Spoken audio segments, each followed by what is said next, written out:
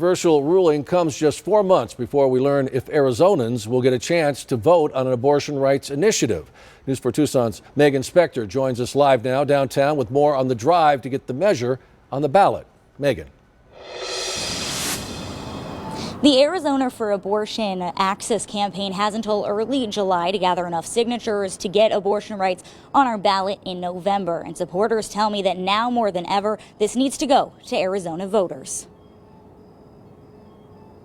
When this law was originally in effect, Arizona was not a state.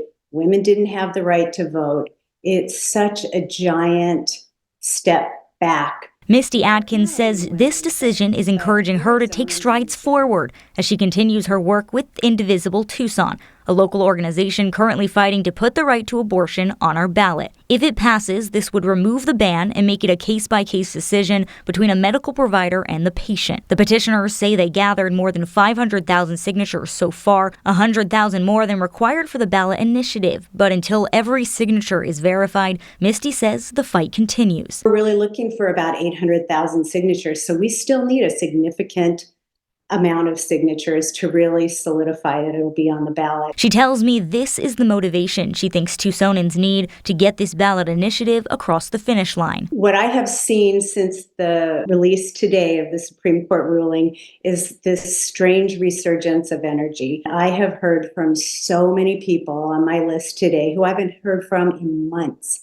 who just want to come out because they're so enraged, and it's just so wrong. However, pro-life advocates like Lucy Smith are taking the Supreme Court's decision as a victory. Well, we're celebrating because it's going back to where abortion is not legal and not going to be happening in our state. She's thankful for the Supreme Court's ruling, but Misty remains confident that voters will have the final say. Women really never need an abortion for health reasons. You would deliver baby early, treat mom and baby, so it's going to save lives, and so that's why we're so excited.